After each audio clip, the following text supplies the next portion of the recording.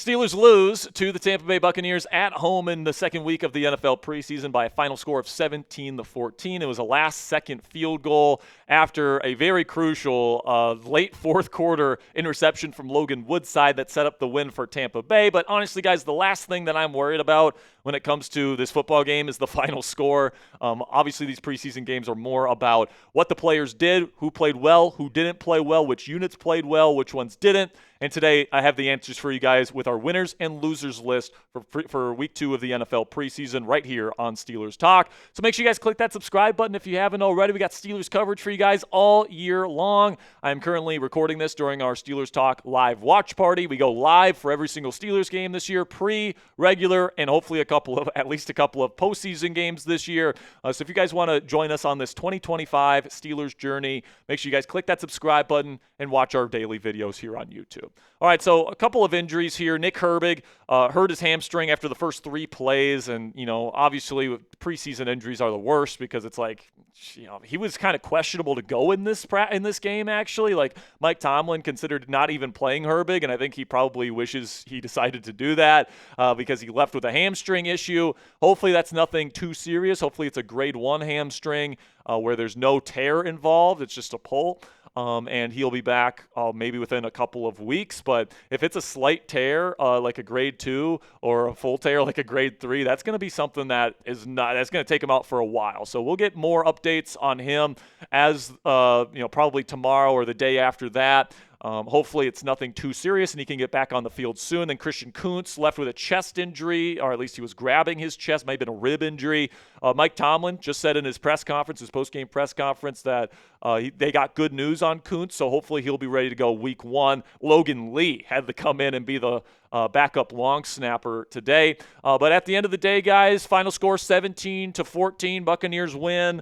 Overall, nothing too much to take away from the final score, if I'm being honest, like I said, guys. So without further ado, let's get into our first winner here. You guys can see on that graphic that Roman Wilson had 2 catches for 72 yards. Now, there was also a couple targets that was thrown to him that hit the grass.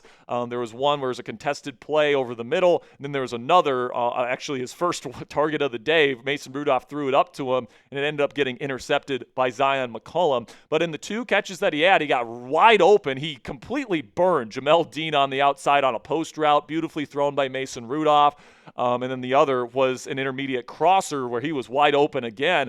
In fact, he was running so fast he couldn't keep himself in bounds. So 2 big completions for Roman. He's looked good as a run blocker as well. So I think the Steelers are seeing what they need to see out of Roman to potentially trust him as their quote-unquote number 2 receiver. And what I mean by that, and why I put it in air quotes, guys, is because Calvin Austin III is this team's second best receiver, but Van Jefferson was not the second best receiver on the team last year, and he still got the second most snaps. That's because in this offense, the number 2 receiver has to be out there on early downs in their condensed formations. They need to be able to run block, and Calvin can't. So you need somebody to step up into that quote-unquote wide receiver 2 role to take up more snaps than Calvin does, and they're hoping Roman's going to be that guy. I think he showed off an ability to be that big play threat, to be that run blocker type, to complement DK Metcalf's skill set on the other side. So I think Roman has really shown himself to be a pretty darn good player through these first 2 preseason games. Then we get to the first team run defense, and honestly, the run defense all around today was pretty good. But we saw a bunch of guys that are going to be on this winners list here. Fly to the football, multiple TFLs, not a lot of room on the line of scrimmage being surrendered to the Tampa Bay Buccaneers, whether it was first team, whether it was second team, third team. I thought that the run defense as a whole looked pretty darn solid all throughout the game for the Pittsburgh Steelers today. And that's certainly a positive sign as we head and get closer to the start of the NFL season. Then we get to Derrick Harmon here, rookie out of Oregon, had a sack today, had another really nice play on a run play as well, disrupting the play up the middle. He's just a disruptive guy, man. Like, he just looks the part of a starting defensive tackle, 4-eye, whatever you guys want to call it. He's just got really quick feet, really good get off, really fast hands too to win quickly. Everything that we saw in his film with the Oregon Ducks and what made him a first-round pick is what we're seeing on his film here through the first 2 weeks of the NFL preseason. So really good on Derrick Harmon here, and he is going to slot in as that 5 technique / 4-eye, that 3-4 defensive end type. That's going to be out there as a starter when they're in their base formations, their 5 down fronts, but then he'll also rotate in when they go to their 4 down fronts as well. He looks the part, guys, and he certainly seems like he's going to be ready to take on the mantle that Cam Hayward currently has in this defense whenever he decides to hang up the cleats. Then Cole Holcomb, I thought, played another really solid game of football today, especially early on. He affected the football. He affected the rushing game specifically. He looked decent in coverage from my eye, at least upon my first watch. And Holcomb, just looks like a super solid number 3 linebacker to rotate in to give Patrick Queen and Peyton Wilson a rest. I think Patrick Queen and Peyton Wilson have a chance to be one of the best linebacking duos in the National Football League this year. And having a guy like Holcomb, who's a former every down starter in the National Football League, be able to come in and, really not skip a beat in this group is super a luxury to have for this team. And if somebody gets injured, God forbid, Holcomb can come in and he can absolutely be a starting linebacker for a couple of weeks, and the defense won't lose too much steam if he has to come in and start a few games for the Pittsburgh Steelers. So it's great to see him out there after that horrific injury, missing an entire season, to go out there and look as good as he's looked in camp and in the preseason. You just got to feel good about Cole Holcomb, man. Then you get to Brandon Johnson, a receiver, second receiver on this list that we'll talk about today. I thought that the first and some second-team receivers had some really good days today. Brandon had 3 catches for 16 yards and a touchdown today. He also cooked Jamel Dean on a goal route as well that ended up being a DPI. So that won't show up on the stat sheet, but I think Brandon Johnson's had a good camp, and he is currently fighting with, say, Robert Woods for a roster spot right now. I would say Brandon Johnson probably doesn't make the team if they add another receiver before the start of the season. But at the end of the day, man, I think Johnson's had a pretty decent camp and a pretty decent preseason to this point. So let me know what you guys think down there in the comment section. Who is the biggest winner of the game tonight? We still got a lot of winners to discuss on today's show, but this will be the pinned comment on today's show. YouTube's going to throw an ad break here in just a couple of seconds, and when that happens, let me know down there in the comment section who is the biggest winner of the game tonight. We get to Scotty Miller, who has just been taking the opportunity to play with the first-team offense and running with it, literally. All right, he's fast. He's got good hands. He runs good routes. He's just really solid. Is he going to be a star player for the Steelers this year? No. But, if Roman Wilson or Calvin Austin goes down with an injury, or if Calvin's injury continues to linger, Scotty Miller's been taking Calvin's role in this offense in practices and now in games, and he looks fine out there, man. Downfield receptions, he's getting open, he's got good hands, 2 catches for 38 yards today, just another really good, solid showing for Scotty Miller. So, this is something that I'm going to be looking out for here because he's just getting more reps than guys like Robert Woods. And Ben Skoranek didn't play tonight, but Scotty's been getting a lot of opportunities here. And, Jonnu Smith will be kind of like a pseudo-slot receiver in this offense as well, so keep your eye out for that. Actually, Roman's been playing more on the outside, and Calvin was playing more in the slot before Calvin's injury. So we'll see what they end up doing here, and we'll see if Calvin gets healthy before the start of the season. It's kind of weird that a minor injury has lingered 2 weeks to this point, but if an injury happens or happens to linger, it's nice to have Scotty Miller in this wide receiver room that can fill that spot. Then I thought Kaleb Johnson looked good today, man. I think some people will continue to be like, oh, he wasn't all that explosive or whatever, but he had a couple really nice runs, 10-plus yard runs, and I thought he showed off some good vision. He showed off a good stiff arm. He showed off some good build-up speed, and that 4.5 yards per carry tonight, I thought was pretty efficient given the circumstances, given that he was running behind that second-team offensive line for the second straight game. I don't think he had a single carry behind the first-team unit today. I think that this is exactly the type of work Kaleb needs to get done in the preseason. I think to start the year, Jaylen Warren is going to be pretty much your 3-down back. True number 1 guy in this offense, with Kenneth Gainwell getting some of those reps on 3rd downs, and Kaleb will work in on 1st and 2nd down. But I really like Kaleb Johnson, guys. I think he's shown some pretty good stuff. He lowered the shoulder again today. And I think that overall, the arrow's pointing up on Kaleb Johnson after this week. Then Malik Harrison, I thought that he was affecting the football today quite a bit, affecting the line of scrimmage. He was playing really, really well in terms of his ability to diagnose the run, get in the right run fit, know when to shoot gaps and do the things that he's asked to do as an off-ball linebacker in this defense. Upon my first look, I was impressed by Malik Harrison. And then Lew Nichols, the running back, continues to impress me. And I hope this kid gets a practice squad priority listing this year, and they try to bring him back because he's not going to make the final team, guys, but he's had some explosive runs. He had a 37-yard run today, showing off the contact balance, showing off the speed, showing off the agility. He's just been super impressive as somebody that, I don't think the Steelers really expected to make the team, period, and just be a straight-up cut. But he's certainly working his way to a practice squad type of designation here. And then I thought Sebastian Castro had a really good game today as well. He was coming down from the heavens, hitting people hard, a really reliable tackler today. He was all over the place in the secondary. I just thought that he played a really physical brand of football, and that's exactly what the Steelers love. I'm not sure if Castro makes the final roster, to be honest with you guys, but I think he probably gets stashed on the practice squad to be a developmental type player that could eventually make the 53-man roster. And I just overall like his instincts out there. I thought he looked really good with the way he was anticipating routes and clicking and closing tonight. Then you get to Jamison, who forced a fumble in the second half. Now, he kind of made up for roughing the kicker penalty that gave Tampa Bay 4 extra points, which ended up being the difference in this ball game. But he certainly made up for that by giving the Steelers an opportunity late in the game to go and win it with that forced fumble. So for him to go out there, he's had a good camp. For him to make this winner's list and bounce back after having a tough start there, kudos to Jamison for doing that. Then I thought Roc Taylor looked really good today. Now, the stat line isn't going to look too flashy because Logan Woodside missed him wide open for a touchdown deep down the field on a third down.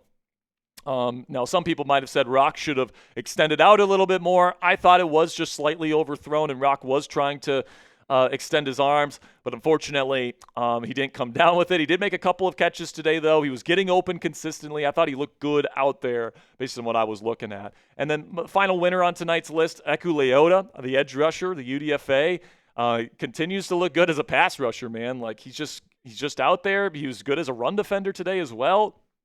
I think he's another guy that probably ends up making the practice squad. He's been impressive throughout this Steelers training camp and preseason. Now on to the losers list here, guys. Zach Frazier, once again, had snapping issues pop up. Low snaps galore in the first couple drives in this football game, and that has been Zach's biggest bugaboo since he's entered the National Football League. And it's been his biggest bugaboo in preseason and in the camps and all the different stuff here, because Frazier is unbelievable in his blocking ability, all right? Like, he is one of the best centers from a pure blocking perspective out of anybody in the National Football League. He's awesome. But, like, you got to get the football to the quarterback, man, without putting it on the ground. Low snaps have been a big issue with him when the quarterbacks have been in shotgun, and it's got to be better, all right? And if he doesn't get better in that regard and it becomes a real problem this year, there might even be a discussion about moving him to guard at some point. I really hope that doesn't happen. I hope that he can be a center. He can figure out his snapping issues, but this is not something where you can have this be an issue for 5-10 years like I expect him to be on this offensive line and have it persist. So he's got to get better in that regard. And tonight showed some of those weaknesses for him. Then we get to the first team run game. Just not very good with Kenneth Gainwell in there.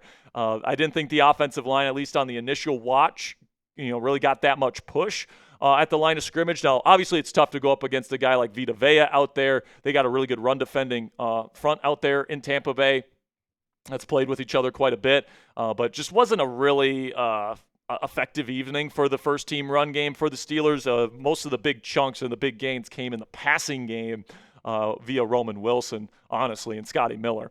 So then after the run game here, we'll go to Max Hurleman, who got some, first team reps in this one in the red zone, and he got an opportunity to catch a touchdown pass with the first team offense tonight, and he dropped it. All right, he was wide ass open. Mason put it right in his hands, and he dropped it. So that is not a good play from Max Hurleman. He had a really good week last week, but this week just not really getting it done. He did have a fumble recovery on a really stupid punt return attempt on Tez Johnson. But overall, Hurleman, after a really good week last week, just really was a non-factor here in week 2 of the preseason. Then Gareth Warren left the game with an injury. He kind of awkwardly tried to get the football on a fumble and kind of landed on his head. Hopefully he's okay, but before that, gave up a sack, had multiple penalties. Like, he's probably not going to make this team, guys. And, he really needed to show out tonight on that second team and third team offensive line, and I don't think he necessarily did that. So that's unfortunate for him. Hopefully he's okay. Hopefully he's going to be able to go for Thursday and kind of make his case to make the practice squad or whatever, but I'm not sure if Warren's chances are all that great at this point. Another guy that I thought probably underwhelmed today was Jack Sawyer, the edge rusher out of Ohio State. His PFF pass rushing grade was in the low 50s tonight. That's just not very good. One of the lowest on the team. I thought he looked kind of slow trying to get around the edge tonight. He doesn't really have much of a plan. He kind of just tried to win with the speed rush, even though he's not a speed rusher tonight. I'm interested to look at the film with him, but it just didn't look that great for Jack Sawyer. And with Nick Herbig now down with an injury, you're looking at Jack Sawyer as somebody that might have to step into that number 3 edge rusher role week 1 if Nick Herbig can't go. And if that's the case, like, what are we doing there? Hopefully Jack is able to turn it around as a pass rusher in weeks to come. Then Stephen Jones, multiple penalties, just didn't look very good out there tonight. Probably he's going to get cut. Not much more to say about him. Then third down offense, I think they were 2 for 11 in this one, maybe 3 for 12 or something like that. Like, it just wasn't very good whatsoever. They've only completed a couple of third down plays. So obviously it's backups out there. So it's not necessarily indicative on what the third down offense is going to be on regular season game days, but just wasn't a great day there. Then Dylan Cook, the fact that he was out there during this period here and the third team offensive line, and he wasn't getting much second team reps tonight. I honestly don't think he's going to make this team over Andrus Peat. He's had a decent camp to this point, but doesn't seem like the Steelers have a ton of confidence in his skill set, and one of the big reasons why they brought in Peat, a veteran tackle, is because they expect him to make this team. Then Logan Woodside, just a poor performance tonight. Missed a wide-open touchdown pass to Roc Taylor, who got wide-ass open on a go route for him. That would have been the difference in the game. Of course, he threw an interception to the Buccaneers, which allowed them to be able to close out the game tonight. Just not a very good game overall from Logan Woodside. He's not going to make this team. So hopefully he can play better on Thursday and maybe make a practice squad somewhere. But then Keshawn Williams, I think I'd split this into 2 parts. I think as a punt returner, he looked good tonight. He made multiple guys miss, all that stuff. But, if he's going to make this team, he's got to show the punt return stuff and the receiving chops. And he did it last week. But this week, I don't even think he had a catch. Obviously, that's Logan Woodside not feeding him the football enough or the game plan or whatever. But Keshawn Williams is somebody that, as a UDFA, needs to show out consistently in these preseason games. And he didn't show out as a receiver today. So hopefully on Thursday, he gets more looks, he gets more receptions, he gets more targets. I like him as a player, and I hope they stash him on the practice squad. I think he's a jitterbug type of guy that can make people miss, and I like his skill set a lot. But the fact that I don't even think he got targeted once tonight, probably makes him a loser. So discuss it for me down there in the comments section. Who was the biggest loser of the Steelers game tonight? Let me know what you guys think down there in the comments section. And that'll be it for today's edition of Steelers Talk by Chat Sports. Tomorrow we'll have more coverage for you guys. And of course, next time we'll be live is actually Tuesday. Won't be going live on our normal Monday date. We'll be going live again on Tuesday, starting at our normal time, 5 p.m. Eastern time, before our next watch party, which will be next Thursday when we take on the Panthers. So make sure you guys click that subscribe button if you haven't already for daily extensive Steelers coverage. Until next time, guys, here we go, Steelers.